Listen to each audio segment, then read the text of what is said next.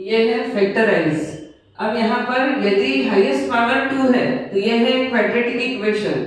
यदि quadratic equation के factors find out करना है तो हमारे पास दो मेथड्स है। एक है हमारे पास बाय यूजिंग आइडेंटिटीज। अब ये एक परफेक्ट स्क्वायर नंबर नहीं है, इसलिए हम यहाँ पर middle term splitting method use करेंगे।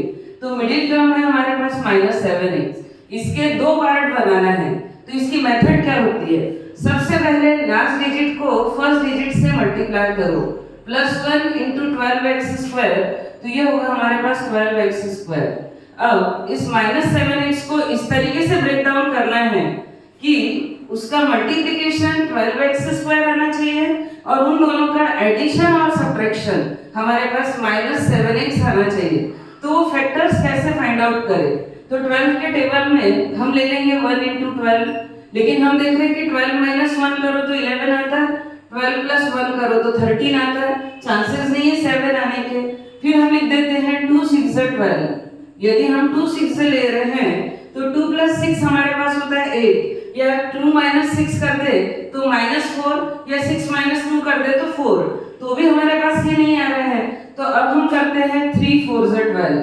तो यदि हमने 3 × 4 = 12 किया तो हमको ये चांसेस लग रहे हैं कि 3 और 4 को यदि हम प्लस करेंगे तो कहीं ना कहीं हमारे पास 7x आ सकता है।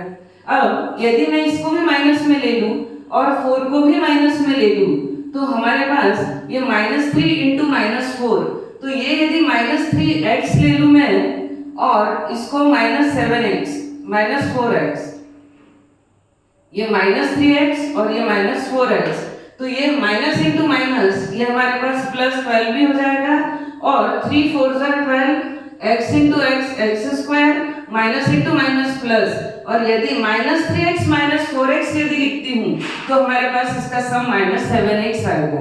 तो इस तरीके से हम इसको फैक्टराइज कर लेते हैं। अब इसमें हम अरेंज करेंगे तो ये होगा हमारे पास 12x², -7x को मैं लिख रही हूँ -3x -4x, और ये +1 है तो ये +1। इस तरीके से हमने इसके फैक्टर्स फाइंड आउट कर लिए।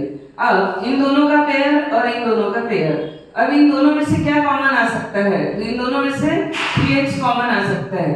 3 × 4 = 12, x² है, एक x कॉमन हो गया तो बच गया 1x, 3x पूरा कॉमन है तो ये हो गया -1। अब यहाँ पर -1 आ रहा है तो हमारा सेकंड ब्रैकेट भी 4x - 1 ही आना चाहिए। तो यहाँ पर माइनस है और यहाँ प्लस है।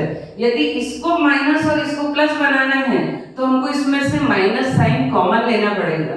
तो इन दोनों में से मैं -1 कॉमन ले रही हूँ क्योंकि अगर कोई टर्म इसमें से कॉमन नहीं हो रही है।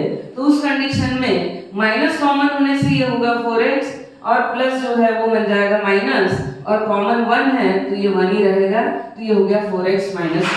अब इन दोनों में से 4x - 1 हो गया हमारा कॉमन, तो ये है 4x - 1 और रिमेनिंग जो है वो 3x - 1, तो ये बन गया 3x - 1। इस तरीके से हमने मिडिल टर्म को स्प्लिट आउट किया, मींस ब्रेक डाउन किया 2 पार्ट्स में, और किस तरीके से किया ये मैंने आपको बताया।